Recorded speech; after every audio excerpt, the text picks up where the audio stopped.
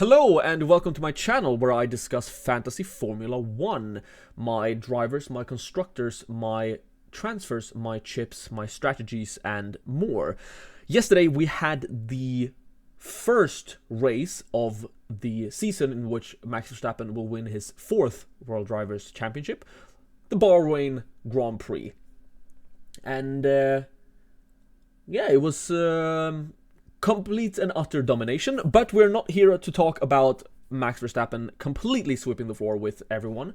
We are here to talk about how well he and the other drivers did in the fantasy version of the game, because here we don't care who comes first, we care about who gets the most points. I thought we would start this video by actually going through each of the drivers and each of the constructors and discuss how well they did. Not necessarily from a racing perspective, but rather how well they did in our fantasy team, right? For a game such as Fantasy Premier League, for example, you can't really go through each player. That would be completely insane. It would take hours upon hours, and no one would watch that. But here we only have 30 options to pick from, and we need to pick 7 of them. So there aren't that many to go through, and I feel like it's kind of important to discuss how well they performed in terms of fantasy, because it's not always obvious. In Fantasy Premier League, a player scores, they get points. A player gets a clean sheet, they score points. It's kind of obvious. Not so much in Fantasy Formula 1, as evidenced by some of the teams that we will discuss. So I thought we would just run through this really quickly, starting with the premium driver picks. And, well, the main man himself, Max Verstappen. In my previous video where I discussed my team selection for the Bahrain Grand Prix, I mentioned that I believe Verstappen to be essential, and I went through my reasonings for that, and I will quickly repeat myself. He is the obvious set-and-forget DRS boost. You need to have Verstappen because you need to place that DRS boost on one driver, and Max Verstappen will deliver for you every time, unless his car breaks down, which it didn't last year. Max Verstappen is by far the best and probably the only person you can put that DRS boost on, which is why you need him. You can see here he did no overtakes, no positions gained, but he qualified first, he won the race, and he got the fastest lap, which gave him a total score of 45 points. And I believe we can kind of set that as the Verstappen baseline at this point. This is approximately what he will get every race. Now, some races he won't qualify first. We saw that qualifying was actually relatively close. Leclerc's time in Q2 was actually better than Verstappen's time on pole in Q3. But I feel like even if Verstappen were to qualify 4th, he would climb with that car to first and win the race and probably get the fastest lap. And if he starts further down the field, there is a chance that he can get driver of the day. He tends to not get driver of the day because people are kind of tired of him, so they don't vote for him when he just wins all the time. But I feel like that 45 points is sort of the benchmark. That is what you will get every week with Max Verstappen. And it's very difficult to predict anyone beating that. You would need someone like a Sainz starting far back on the grid, getting driver of the day, getting fastest lap, getting a bunch of positions gained and a bunch of overtakes. And you can see Sainz did better than Checo here, but he's still 9 points off Verstappen. So Verstappen still very much essential and will probably be essential for the entire season. I don't see that changing. Things can change quickly in Formula 1, but I don't think it's going to change that quickly. Moving on to that, second pack of drivers. We're talking the 19 to 23 million, I guess, range. They are very, very unpredictable. I don't think anyone would have predicted Sainz to be the driver to score the second highest point this race. But it could just as well have been Leclerc. It could just as well have been Russell if he'd had a better race. I feel like Sainz, Perez, Leclerc, Russell, Norris, Hamilton, and Piastri are near impossible to predict. Norris and Piastri, for me, are both currently avoids for different reasons. Piastri is the only one who got outperformed by one of the cheaper drivers in show. For 19 million, Leclerc and Hamilton and Sainz, for that matter, are just too close in price to warrant going for Piastri, I feel like. And Norris is kind of the opposite. I don't hate Norris as an option, but he is just too expensive compared to the others in that same bracket. And as we saw here, McLaren got beaten by the Ferraris mainly, but also the Mercedes. A quick chat about the sort of middle. There are like 4 different tiers, I guess. Verstappen is his own tier of price. Both the Astons are a void for me at the moment. The reason for that, and don't get me wrong, Alonso is a great driver, and when he has a good drive, he is very likely to get driver of the day and get a lot of points. I just feel like he's very awkward at the price point he is at. Since he's sort of alone in that 15 million category, it's tricky to fit him in without leaving a lot of money on your bench. And I feel like your money's better spread out to buy one of the more expensive assets, such as the Leclerc, Sainz, a Ferrari or a Mercedes, and go for cheaper options. Because right now it looks like Aston is just going to be that 5th best team, which means they're going to qualify somewhere in the bottom half of Q3, and they're going to finish like they did this race in 9th and 10th. And you can see that that doesn't warrant that much points. In terms of Stroll, he's a bit too expensive, where I feel like he's going to provide just as many points as the others that are around him. And although Alonso could pop up with an odd 20 plus pointer, I feel like they're hard to predict right now, and it seems they're just too well rounded. They're just in the middle of the pack, and being in the middle of the pack doesn't get you points in Formula 1 fantasy, unfortunately. So they are, for me, avoids. I do say this now, not having seen the Saudi Arabia practice. Everything can change in practice. Suddenly it can look like Aston Martin is the 2nd best team, and I'm gonna want to transfer in Alonso immediately.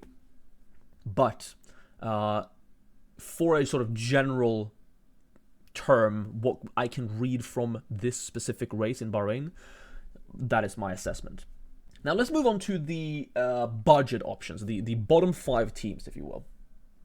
First of all, I mean, Shogun Yu continues to be a Formula 1 fantasy legend. He was by far the best budget pick last season, and it looks like he's going to continue that.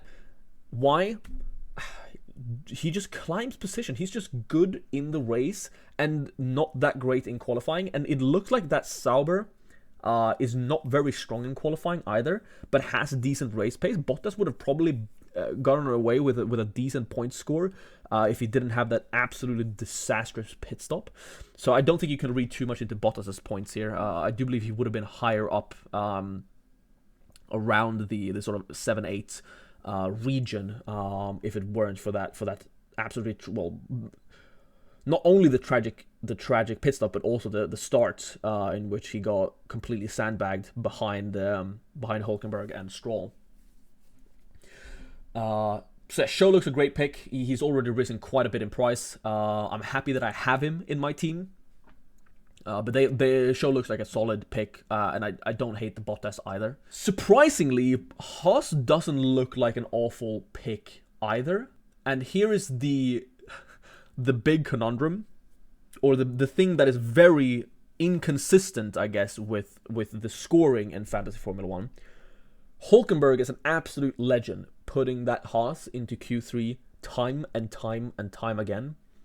He is an awful fantasy pick, because that Haas does have worse race pace than quali pace still, even though it looks like the race pace is a bit better.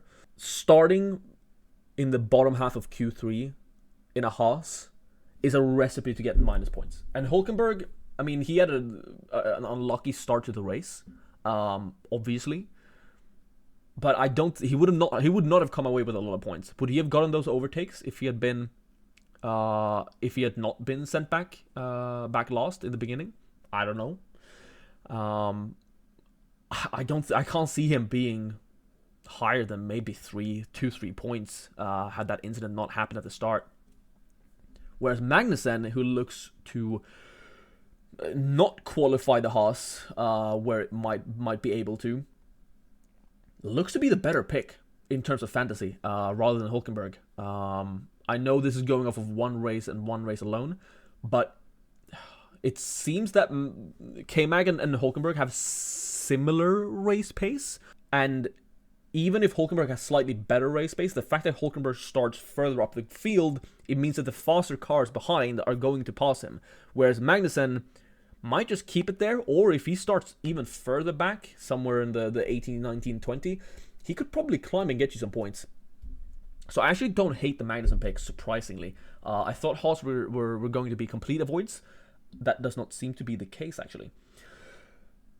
Speaking of what seemed to be an obvious choice before this weekend, or before this race, rather, RB were in everyone's team. I mean, the RB Constructor was owned by like 50%, which is crazy.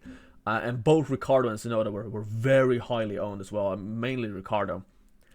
They don't look like that great picks, I'm going to be honest. The reason for that is kind of similar to Aston, in where it looks like they have enough pace in that qualifying to get to the higher parts of Q2, to get to that 11th, 12th position on the grid. And that's probably the worst place you can be. I mean, at least if you're 10th, like Hulkenberg, you get 1 point for your quality result. Whereas if you're 11th or 12th, like Tsunoda, you don't get any quality points, and then you fall back in the race if you are unlucky. And you know, I don't read too much into the difference between Ricciardo and Tsunoda's points here, because Tsunoda obviously got shafted by the strategy calls. But seeing as they look to be the type of team to qualify in 11th, 12th, 13th every race, and maybe just stay there, maybe get an odd point, are they really gonna climb up and get those kind of 4th, 5th where they need to be to get those high point scores and getting those driver of the days? I don't really see it, to be honest. It looks to just be a solid, 6th best car, maybe? And that's not really good for fantasy points. And surprisingly, the team that everyone was memeing on Twitter, Alpine, looks better in terms of fantasy, and they're around the same price point. You can see it here. I mean, Ocon and Gasly scored 7 and 6 points. Gasly actually fell in price. We will talk a bit about the price changes after this segment.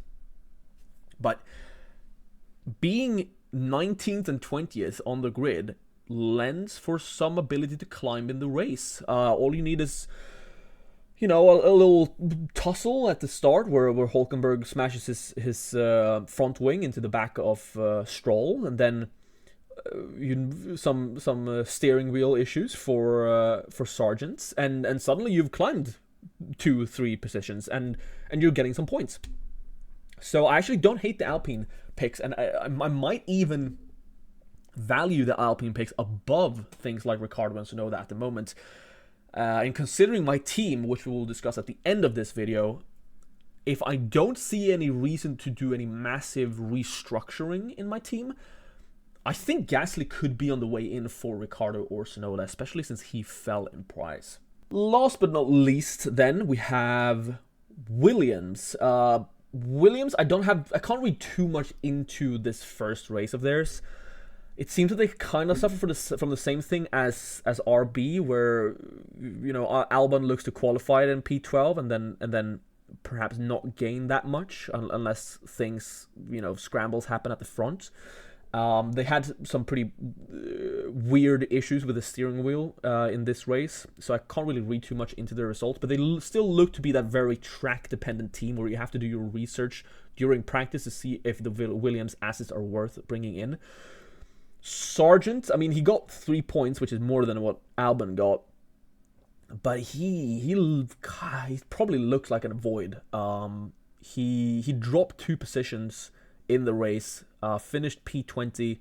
He did get 5 overtakes, but most of that was actually at the start of the race, before he fell back. Even though he outscored Albon here, I still wouldn't pick Sargent. He feels like he is too prone to getting that P20. And although he came away with 3 points today, it's very likely that he could get negative points in the future, especially if Alpine keeps being so slow in qualifying. and he gets that P18, or perhaps even makes it into Q2 sometime and gets a P15, P14, I feel like he's the most likely to fall back on the grid. I would not recommend Sargent at the moment. That's all the drivers then. Let's quickly move through the constructors. I've mentioned them a few times. Red Bull looks strong. I talked about how I didn't find the Verstappen plus Red Bull double up valid because of how expensive it was. But if Ferrari and Mercedes don't perform this well, and there's a DNF in one of them, the Red Bull double up does look strong. I'm not gonna lie. I actually did some quick maths. So if you watch or if you go back and watch my team selection, I decided to go for a strategy with 2 premium constructors in Ferrari and Mercedes, and then Verstappen, and then 5 of the middle-priced, low-priced assets. And the reason for that was that, well, Ferrari and Merc are going to get more points than any of their individual drivers, and their constructor is priced at the same as their individual drivers. And I was definitely right about that. The probably most common that I've seen constructor lineup is either a Ferrari RB or those who have Verstappen and Red Bull have a Red Bull RB combo in their constructors.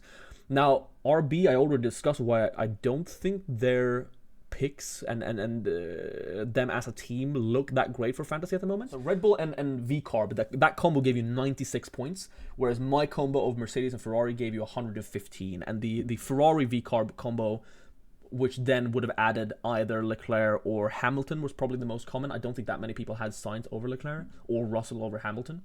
So that combo of Ferrari plus Leclerc plus VCarb also gave you less. So I do still think that the double premium constructor is the best choice.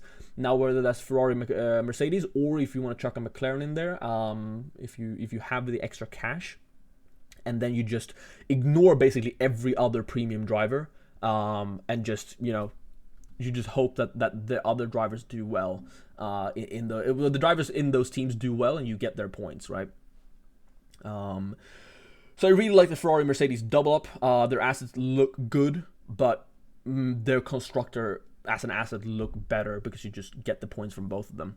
McLaren, again, a bit more expensive, but if it's looking like maybe a Magnussen Bottas plus Show combo in terms of your 3, and then like a Ricardo, if that combo brings you down in price, you don't have Ricardo and Tsunoda, you don't have Stroll in there, you don't have the Alpines, but instead you go for those cheaper assets. I know Show went up in price, but if you have those cheaper assets, you can maybe fit a McLaren in there instead of a Ferrari or Mercedes. So if there's a certain race where heading into it looks like McLaren is going to be the better out of the 3, and you want that, it's definitely a possibility. As for Aston, similarly to why I don't want their drivers, I don't want their constructor. Also because it doesn't look like... It looks like if anyone out of the top 5 teams is going to miss Q3, it's going to be Stroll. And then maybe a Tsunoda or a Magnussen or an Albon gets into Q3.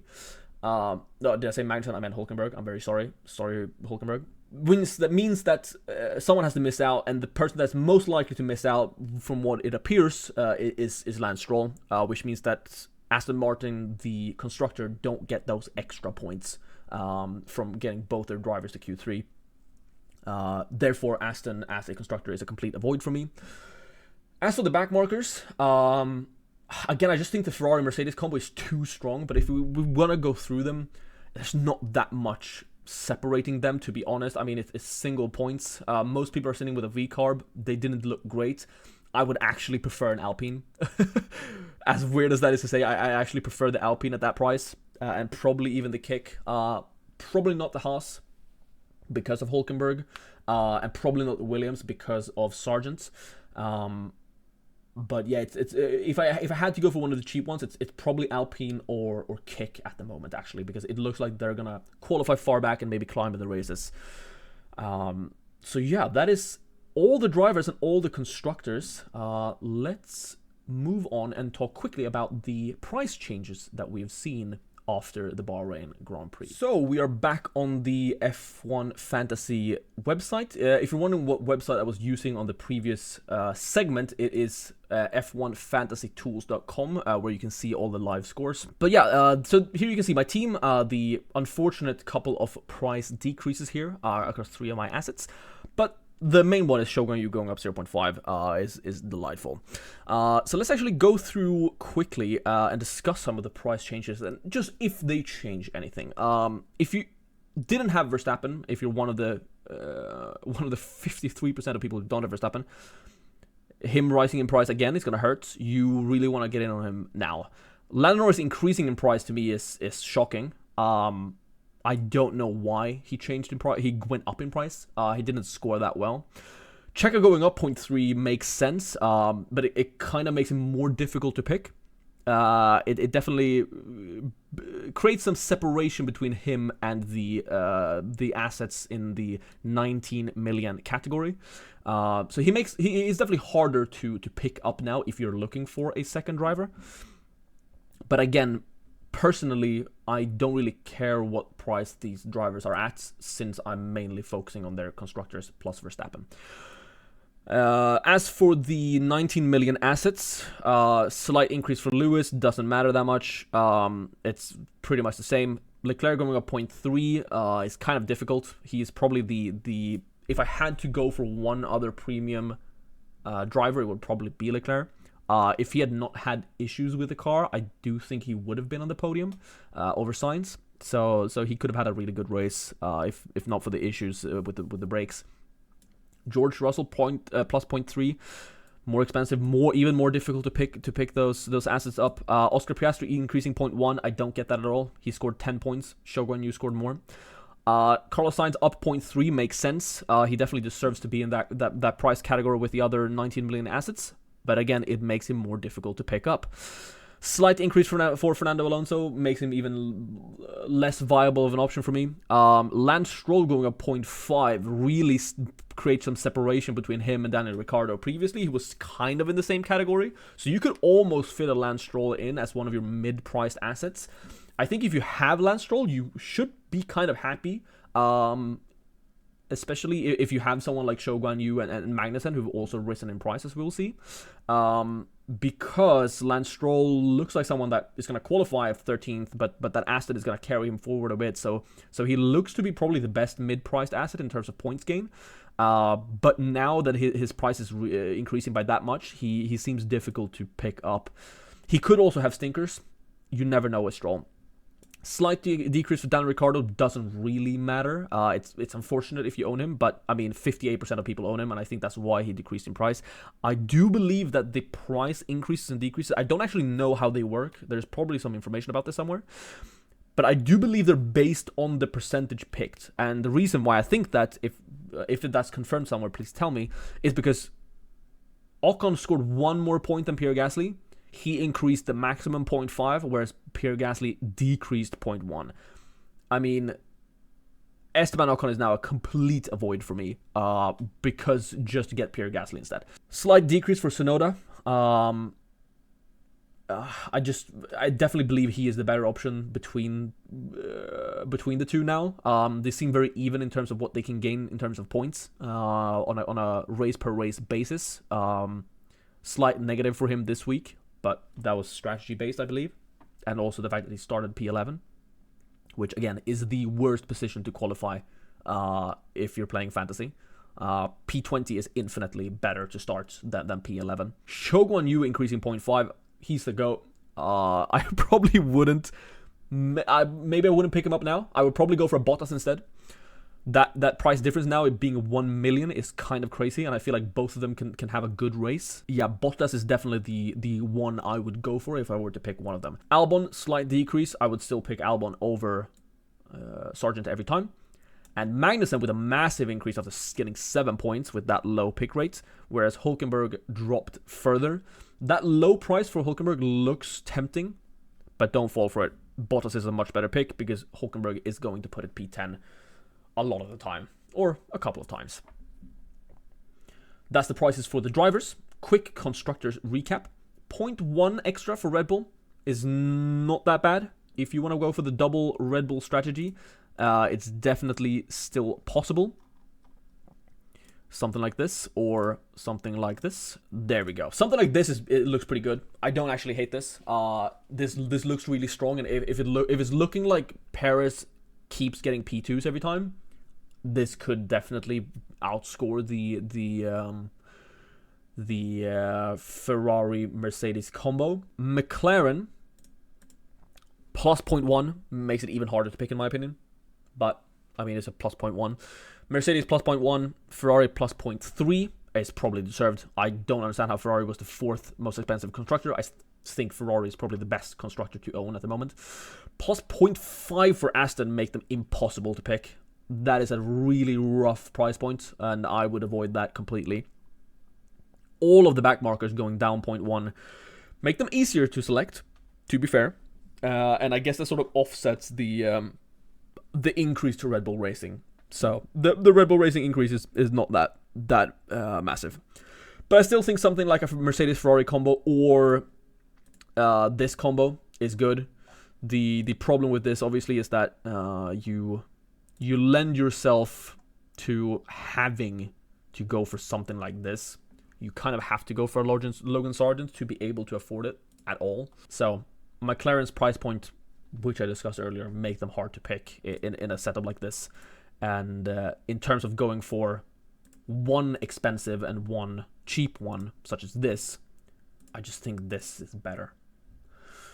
So yeah, those are the price changes. Let's quickly go over my team, how it did, and what I'm looking to do for the Saudi Arabian Grand Prix pre any practice sessions. So this was the team that I ended up selecting. It performed rather well. It's what I was expecting. That Ferrari and Mercedes combo did really well. Max Verstappen doing supremely well. Shogun Yu being the GOAT once again. The assets that kind of failed me were those mid-priced assets. Let's look at this here. 0 points for Albon, -1 for Tsunoda, 5 points for Ricciardo. I was tinkering with Gasly a lot. That would have given an extra points over someone like a Yuki. But overall, I can't be too disappointed about this. Max performed just how I wanted to. Shogun Yu, the GOAT once again. The Ferrari-Mercedes combo did fantastic. So for Saudi Arabia then, looking at the drivers, I don't really like to try and catch those drivers that are rising a lot, such as a Shogun Yu. If you're sitting without Shogun Yu, I wouldn't buy Shogun Yu. If you're sitting without Esteban Ocon, I wouldn't buy Esteban Ocon. If you're sitting without Kevin Magnussen, I wouldn't pick Kevin Magnussen. I would go for their counterparts. If you're sitting without any of the kick boys and you're thinking, oh well, they look to be qualifying bottom 5 and then climbing, just go for Bottas. Bottas is way cheaper.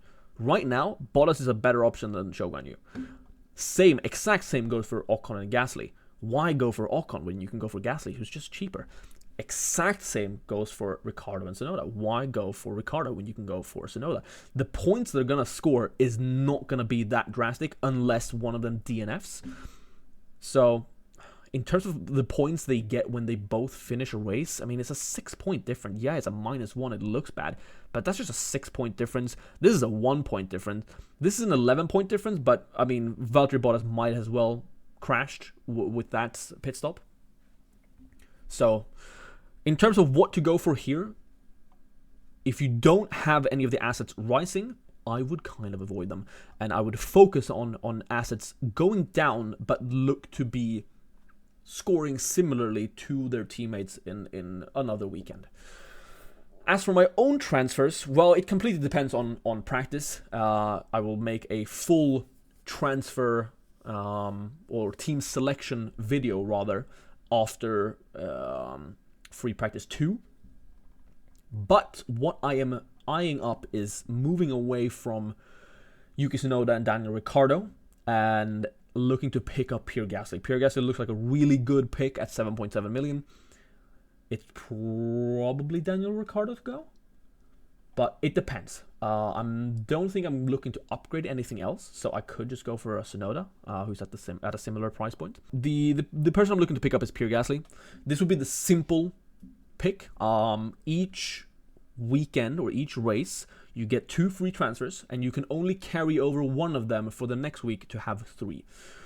And early on in the season, I do like to sit back, observe a bit before I start spending crazy. I definitely don't want to make any radical changes for the second race, such as changing my structure to a double Red Bull. That if it's looking like Red Bull are going to be completely dominant, that's something I could do for Australia maybe. Or maybe Imola, you know?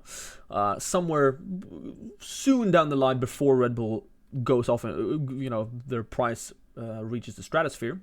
But until then, I'm looking to just make minor adjustments. And the minor adjustment that looks most reasonable is just downgrading Daniel Ricciardo to a Pierre Gasly.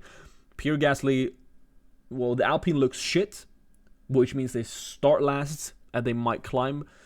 I'm betting on some people putting in the wall in Saudi Arabia.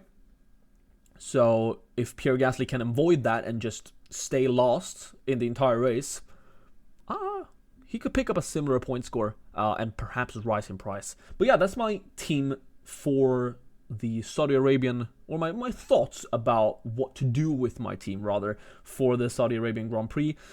I will make a video after Free Practice 2 discussing my actual picks or my actual transfers. But right now, this is looking like the simple route. Just remove one of the RBs, either Yuki or Ricciardo, for Pierre Gasly to get some of those Alpine positions gained. If you enjoyed this in any sense of the word, please let me know. I'm mainly making these videos because, well, I like talking about this, and since I'm spending a lot of time on this anyway to try and win my mini league, and well, just because I enjoy Formula 1 and I enjoy playing fantasy sports, stick around. I will be doing this in the entire season, no matter if I get views or not, because I'm going to be spending this much time on this game anyway, so I might as well record my thoughts, both for my own sanity's sake, and maybe I can help someone else along the way.